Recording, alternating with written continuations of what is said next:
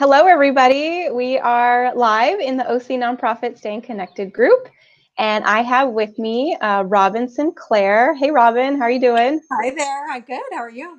Good. You excited? Is this your first live, Facebook It is Live? my first live, so there's Yay! first thing for everything. First time for everything. I love it. Like for me, that's what's exciting and fun about this is getting people to do new things and try new stuff out. So thank you for being here with us. So we've known each other for a couple years. I'm very familiar with Fieldstone Leadership Network, and I'm just thankful that you're able to come on and share with us uh, who Fieldstone is. There's a lot of people and professionals that haven't heard of Fieldstone, and then really just wanting to learn about how you're serving the nonprofit community and responding to the needs of everything. But first, why don't you share with us, because this is like just a common thing now, what room are you hailing from today? Because everyone's always curious about, oh, where are you sitting right now? Robin likes really weird grapes. I collect glass or acrylic grapes, so people are always going, "Wow, my grandmother had those." So Oh, this is my living room, and fortunately, we have two living rooms. So my husband's able to watch TV and do his computer stuff in the other one. And this room, I've kind of turned into an office. So I have okay. nice light, and I can see a picture of a sunset in front of me, so I can pretend I'm at the beach, and so it's a good room. That's good. That's good. That's awesome. I know. I feel like we were getting to know people more because of their new environments that they are situated in. So this is Yeah, great. Well, thank you absolutely. for being here. So why don't you start off with telling everyone who is Fieldstone? So I know there's some history to Fieldstone and how you've come to now, even the name change. So why don't you go ahead and start with who you are? Okay, so back in 1983, there was a company called Fieldstone Group of Companies, and they were home builders, and they built in Orange County, San Diego, and Salt Lake City, and were incredible philanthropists through the years. So they were very successful home builders, and they would make grants to organizations. And in 1994, everybody knows what happens, but the housing market hit a downturn. And at that point, Fieldstone made the decision to really focus on leadership development. So when they would make financial grants to organizations, they would ask the leader, what do you need? And it was always, I need funding. And then what else do Right. you need? And one of the real needs was that they needed um, some programming and an opportunity for the leaders to come together in a very confidential setting where they could really learn from one another, where they could, share resources and very, reciprocal, where I Hmm. need help from you, and yet I have a skill set that I'm happy to impart to others. So they started learning groups.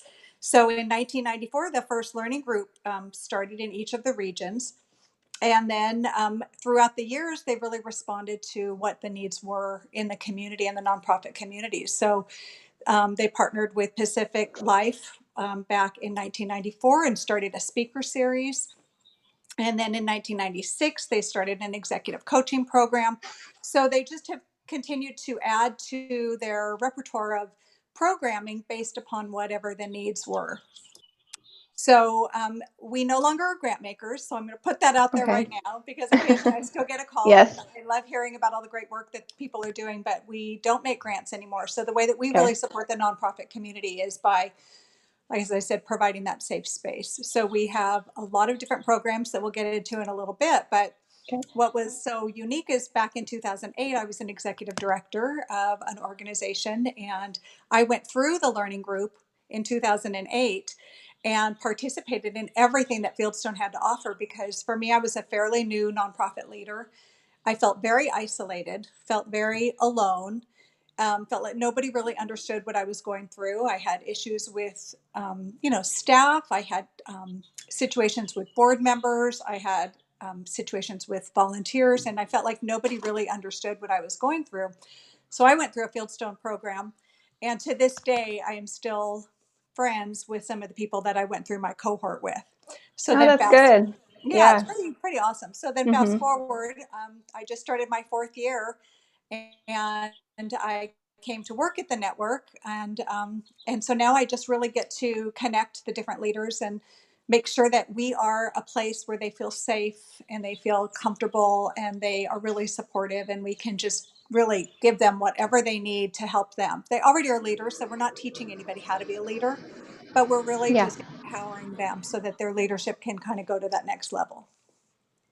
That's good. And I feel like that's so important right now, right? Given everything that is going on, that even more so, leaders are wanting to connect and learn and grow together. And I know we'll talk more about your current cohorts and what's going on there, but I think it's so important for people to just know that this exists.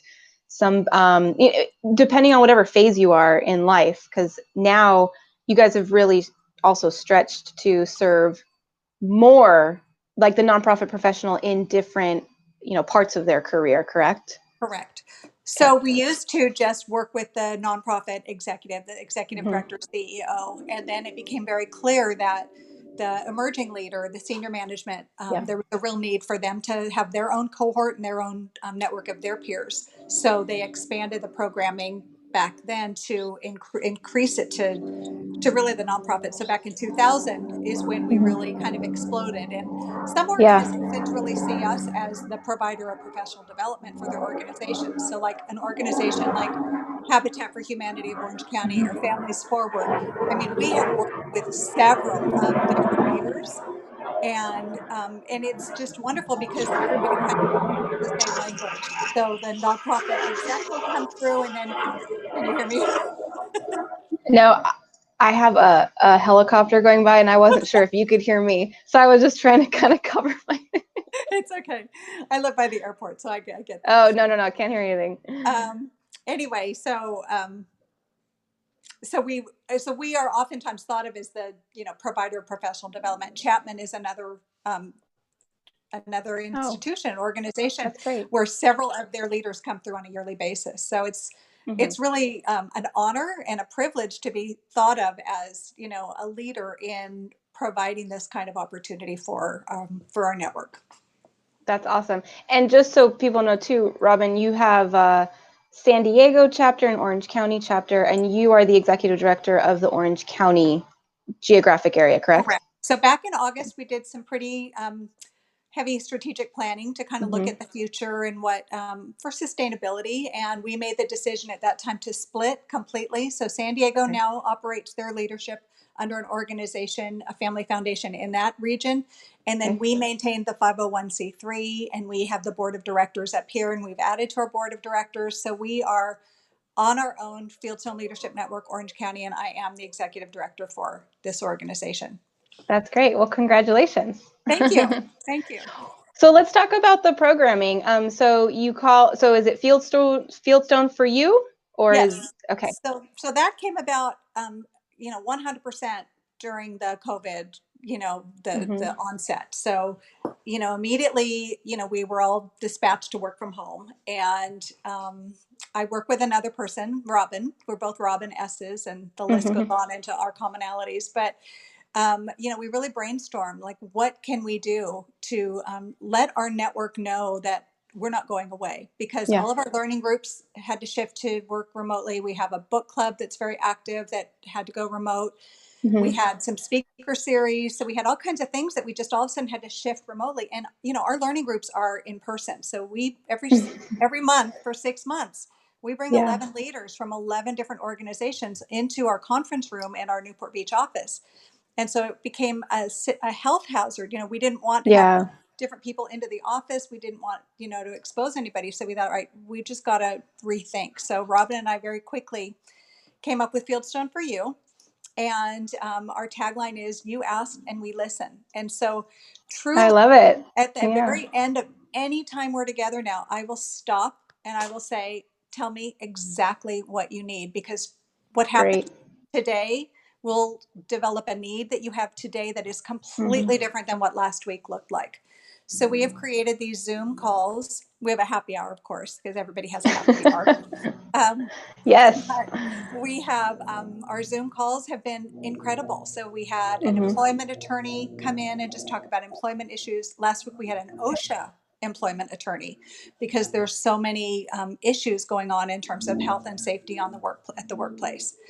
We have this week we have a lunch and learn where we're bringing in four different leaders that are going to talk about how do they engage their team remotely. And so you're doing fabulous work, and what you have pulled together in such a short time is just Oh, thank remarkable. you. No, it's really awesome. So, it's not dissimilar to what you're doing, but what we're doing Yeah. is really for our network. For And your so, small cohort network that are right. have these specific questions. Yeah, and everyone has a different need, a different learning style too. Mhm. I think there are those that appreciate this avenue of knowledge because it's meant to be quick and soundbite, and it's also for that professional that maybe they're going to watch this later on in the evening, or they're just curious, right, about what's going on.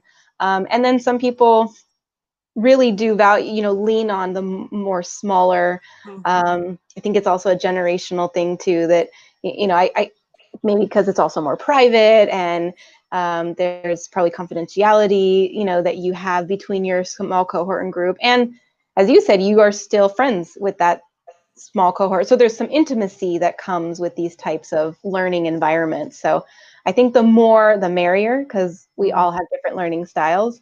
I feed from both. I thrive through something like, through a Facebook group like this, but then I also do value the small, intimate group Mhm. side. So it's important to have everything. Absolutely. And Yeah. as I said, and it changes, on the, daily basis. Yeah. I mean, I get requests. I mean, today I helped somebody who was preparing for a job interview, and you think, who's hiring at this time? But Yeah. somebody that is in Oh, our yeah. network is looking for a job. So I spent an hour with her on a Zoom call, and we looked at Uh-huh. the right background and what color suits, and It's amazing. everything. So it's really whatever our network needs. Robin and I are going to make sure that we are there for them. That's great. That's great. So how about we dive into some of those specific programs for people that are curious. And for those of you who are watching, if you do have any questions, feel free to put them in the chat, and I'll be happy to ask them to Robin. So I'm going to share your website, Right. and we can kind of just talk through each of the programs. So you just tell me how you want me to scroll through, and we'll go from there. Sure. So I invite any of you to check out our website at any time. So the box to the left is just an overview of our network, and everything that we do. All of our curriculum is research based. We conducted an incredible impact study, so I encourage you to look at that when you can't sleep one night.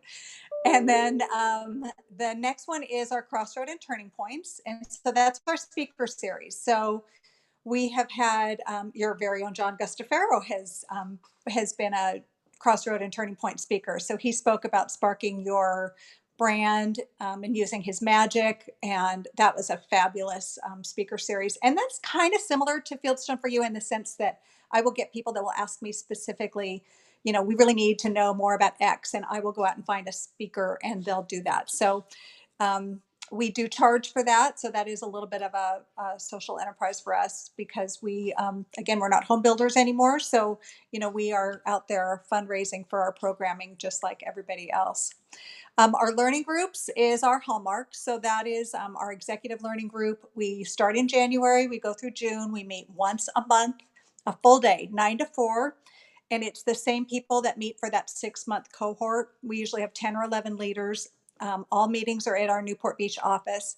And as I said, we have the executive learning group for the ED CEOs, and then the nonprofit learning group. And that's usually it could be program COOs, CFOs, development officers.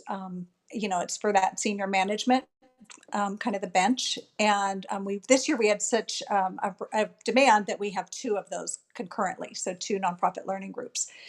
And then if you scroll down, I'm on my phone so I can see, but the two people that are sitting there, that's the coaching. So our executive coaching is just probably one of my favorite programs. I was coached by Margie Wakeham from Families Forward back in, I think, 2009, and still consider Margie to be one of my most incredible mentors ever. We very strategically place you with an executive coach. these coaches have been trained. They come together almost like a form of supervision. They come together 4 times a year where they share issues or challenges that they might be having with their coachee or their coachee's organizations. And then again, it's all confidential. But the beauty of it is that each coach gets to share with the other coaches.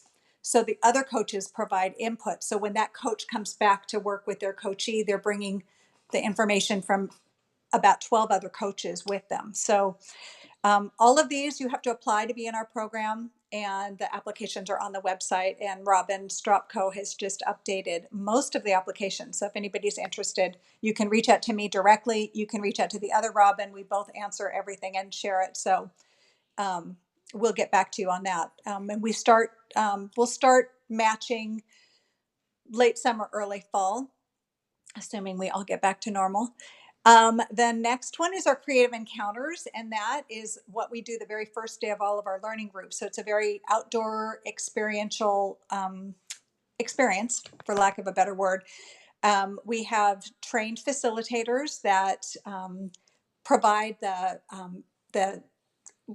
we have curriculum and we do these activities, but everything we do we tie to the workplace.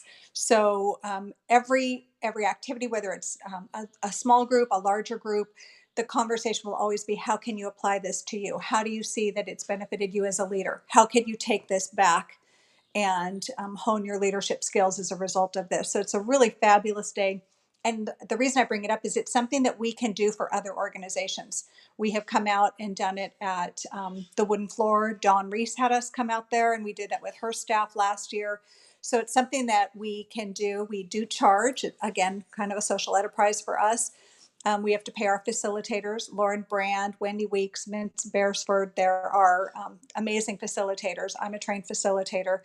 And so we will go to your organization and work. It's great for boards, great for staff development, great for volunteer cohesion. So it's just a really incredible kind of a team building. Our reading group is fabulous. We do that every year. We used to call it a book club, but then some people said they had a hard time leaving work because they thought, I can't tell people I'm going to a book club. So we changed it to leadership reading group, but it's pretty amazing. We have a professional, Barbara DeMarco Barrett, who is she's an author. She teaches at the community college. She also has writers retreats. So she's our facilitator, and we all read a book, and we read the same book, and then we discuss it and analyze it all through the lens of leadership. So we read fiction, nonfiction, and trade and like kind of self-help books. And again, we all talk about it and really bring it back to how we see it as a leader. The goal of this is to empower all of our leaders so that they can use that at their place of work. So maybe they can go back and then they can professionally facilitate a reading group. So that has just been fabulous. And we're doing it all remotely. So we're reading Brene Brown's book, and we'll discuss that next week. Dare to Lead. Fieldstone at 4 is our quarterly networking gathering. So we do it quarterly. First Republic Bank has been our sponsor. We're so grateful to Janet and Marin over there at First Republic. We had been at JT Schmidt's out in Tustin. We're looking for new venues, but we try to find a spot that's kind of easy for people to get to at 4 o'clock. And it's really a way for people to come together because, as I shared, I met with my group in 2008. So it's kind of fun for me to see them. It's almost like a reunion of sorts. We bring an expert in for probably 20 to 30 minutes to offer some information, whether it's about fund development, team building, whatever whatever comes our way, and then open up to Q&A. And then, it's just kind of a happy hour, and it's an opportunity for everybody to come together. So those are our programs. We're very proud of our programming, and now we've added Fieldstone for You because I don't think that's ever going to go away. I mean, people have asked how things are different or how they will be different. And I mean, I really am proud that we've been able to respond to the needs of the people in our network in a very unique and intimate way. So I imagine we will continue these Zoom calls into perpetuity. Uh-oh, I can't hear you. There we go. Thank you. No, that's awesome. So for the most part, have all of those, it sounds like all those programs have continued, even the last one. Are you finding ways to transition those quarterly in-persons to some type of virtual event? Yes, we have had our happy hours. So we've had Okay. 3 happy hours. So we're continuing those. Okay. And then our next one, I'm bringing in a professional. He was an NFL ref and a Okay. coach. And so he's going to talk about kind of motivating your team. So he's going to come and be our Yeah. content provider before our next Fieldstone at 4. That's awesome. Yeah, I was listening to a webinar this morning. Actually, it was a recorded webinar on virtual events, and they brought up a great point that your your network of speakers has really just broadened because you just have to get them on a Zoom or it's just a phone call or an email and say, hey, we'll just Skype you in or we'll Zoom you in or whatever that may be. So people are able to attract some pretty, cool speakers because they don't have to pay for them to travel or they don't have to, convince them otherwise. There's a lot of people wanting to get in front of the camera and wanting to have a reason to be presentable and talk and expand their own network. So that's awesome that you guys are continuing to make it work. We will. So what have you been noticing in those groups? If you can share with other leaders that are listening, um, what are some of the leadership needs that you're seeing come up within your small groups and through all the programs you just talked about? Mhm. I mean, certainly some of the needs have been very tactical in nature. The SBA loans, like how do I Yeah. apply? Lots of uncertainty around that. So I'm Hmm. looking forward to having Janet Buck come on Friday, jump in and Hmm. provide some guidance there. And that's changing all the time. Right. So some of the issues, I think the first week it was just kind of like, oh gosh, how do we do this? How do we set up, how do we do Zoom? Yes. How do we set up a home office? People like you that have little ones, how do I continue to work when Mm, I have little toddlers? And how do I, when people have, school age kids and they're on the iPad and, yeah. spouse or partners on theirs and you're trying to do something and how much bandwidth does your house have? So there was so much the first week. And then the second week was like, okay, I've got this. Like I saw Hmm. everybody kind of hit in their groove. Then the third week, I felt like the uncertainty really started to hit. And I could Mm, see like a kind of deceleration in people's moods. And there was just more like wow, this isn't going anywhere. So we really are trying to help them there. So that's where like Wednesday when we do our lunch and learn, when we're going to talk about, how do you engage your team? And our leaders have such great creative ideas from bingo and, morning check-ins and goal setting and just really some tangible ideas, but that can really help them that, again, those are going to be tools that they learn that they're going to use forever. We have a fund development one coming up. Kevin Furman from Blind Children's Center is going to facilitate that. So, he really wanted to try to pull together some experts because, he said there are some people that have dealt with this after 9/11 and after hmm. the Great Recession. And Yeah. I was an executive director during those times. So it was terrifying, but, we all got through it. So how can we be there to help one another? So I think the need is that they want somebody to tell them that there's hope and that you're going to emerge from this.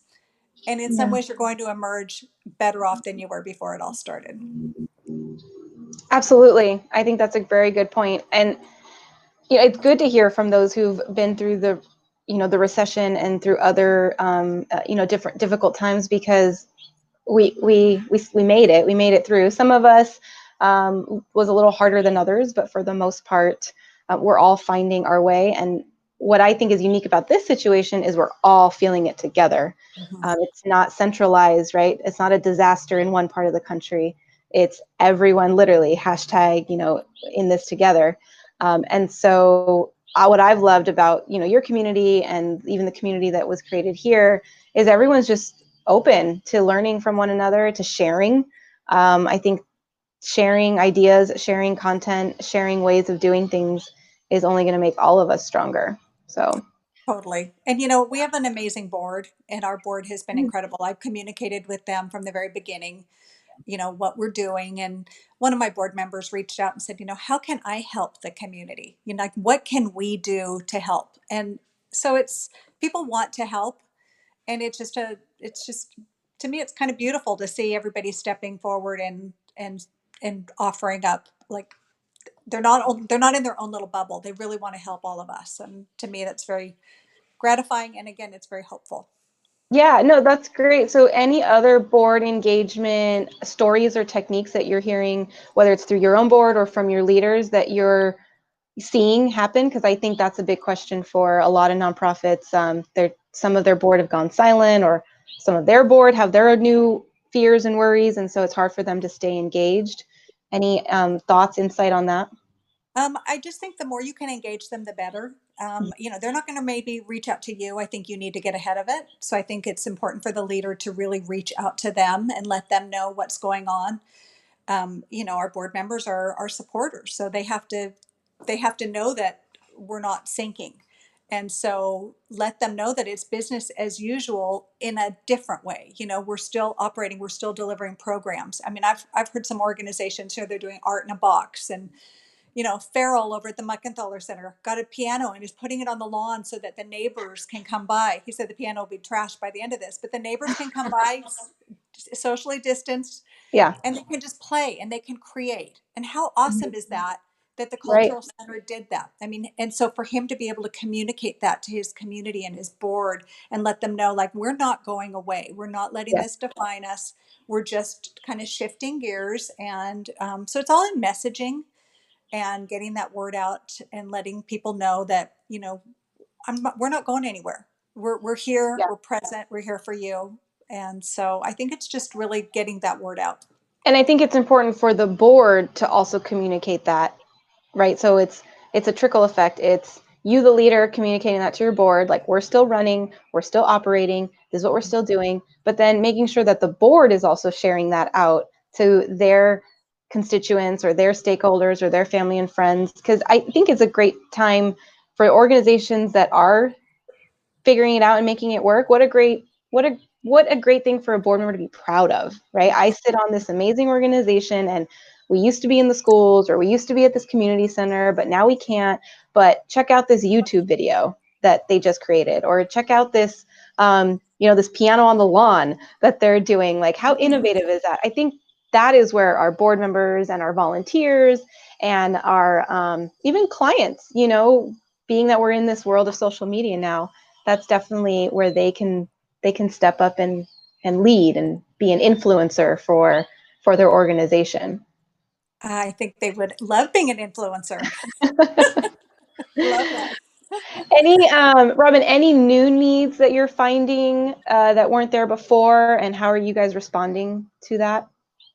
Um, you know, like I said, I had to really think kind of outside of the box when, excuse me, when I could tell that the morale was starting to drop. And I thought, gosh, this is like providing therapy at this point. These people. I had some leaders that said, I I don't know if this is the job for me. I don't know if this is the sector for me. This is like week 3. I had that from several people, and I thought, this is hard. So they're feeling, Fieldstone came to be because we wanted to combat the isolation that was out in the workplace. Then you add coronavirus and social distancing, and I mean, isolation is now like off the charts. Right. So what hits the nonprofit sector anyway has now like hit it to a new level. So I just had to really think about it. And so, like I said, I reached out to, my friend Laird Hayes with, he's on the Parks, Beach and Recreation Commission for the city of Newport Beach, just the most amazing man, so uplifting. And I thought, how awesome for him to just come and just share, like, how did you coach your team when you knew you were in last place? How did you motivate your players? Yeah. And so that was a new need. Like, that was something that really we hadn't been faced with, because we weave it into our curriculum and talk about it in our our executive coaching, but to address it like just in a solid chunk of time. So like I said, so Larry's going to come and just kind of share his story, and it's not rocket science. He's Hmm. just he's just a really big motivator, and he gets people to dig deep and reach within. And that's what all of us as leaders, that's what we need right now. We just need to Yeah. dig deep, and we need somebody to tell us that, hey, you guys are doing a good job, get out there and play.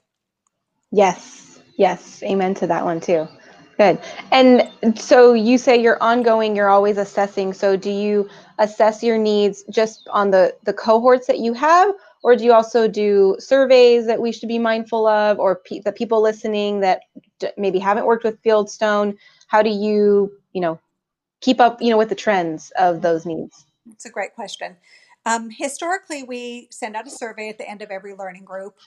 And then I send out a survey at the end of each year. So, like May or June, I'll send something out to our entire network, just kind of a reality check. How was it? How did it go for you? What could we have done better? What areas of expertise are you looking for us to bring in? What do you need to learn? And so, on a grand scale, that's how we have operated. Now it's just literally, it's like sitting with you on the phone, and at the end of whether it's a group of 5 people or a group of 30, at the very end of every time we're together, I will stop and I will say and ask, what do you need? What do you need today? And that starts my calendaring for the next 2 weeks. Then I'm just out there finding speakers and putting together a Zoom. So, like I said, this week we have 2. Next week we'll probably have 2 or 3, and we'll just do it as long as we need to. And like I said, to me, it's like what you're doing. It's connecting people, which to Hmm. me it's magical to watch it happen. So Yes. I love seeing that happen. So if it goes Yeah. forever, I'm totally fine with doing this forever. That's awesome. That's awesome. So people who are listening and they're like, I never heard of Fieldstone, didn't know you existed. How do I get involved? How do I get in the network? So you probably should reach out to me first. Okay. And I'm happy to just have a conversation with you and see where you are in your leadership. You need to be employed at a nonprofit. If you are an emerging leader, like a senior management person, your executive director or CEO has to sign off on the application because there is a time commitment. And there's a financial, we charge $600 for the participants to have the whole 6 months. We provide lunch when it's not remote. and and we provide all the curriculum, so it really just pays for our facilitators.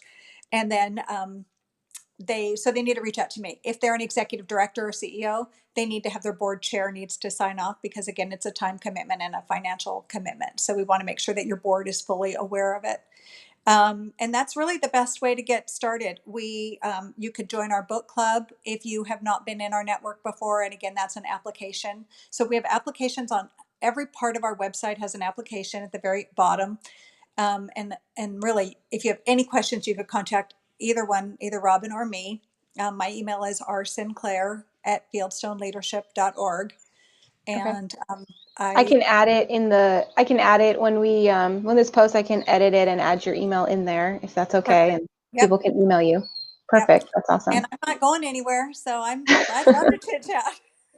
That's great. That's good. And for those who just want to like tiptoe in, do you do open events, or it's just straight to let me talk to Robin first and then go from there? And if they're not ready for any of your groups, where should they be looking? So our Fieldstone at 4, we oftentimes will let non-network people come and participate. So we'll sometimes have a network person that will say, "Can I bring a friend?" And thanks to Janet Bach at First Republic, now we're able to do that because she is our financial sponsor, and so we're so grateful. So now we can have 50 people in a room, and it's wonderful to have that many people. So that's a really Great. nice way to first get acquainted. Our Mhm. Crossroads and Turning Points, our speaker series is open to anybody. So when we have Okay. our big speaking events that are not through Zoom, those are open to anyone. And we send that out to anybody. We had people from LA, Inland Empire, and Orange County participate in those. And so that's open for anybody. Okay. Um, and truly, if somebody comes to me and they work for a nonprofit and their leader says they encourage them and they want them to participate, there's really no barrier. The only barrier would be as if the cohort filled up.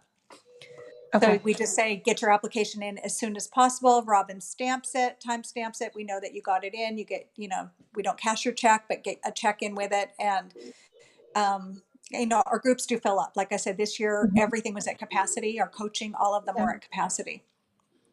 That's good. Okay. Well, wonderful. Well, thank you. Anything else you want to add, share, some tips for leaders right now that are listening, or words of wisdom? Oh, words of wisdom.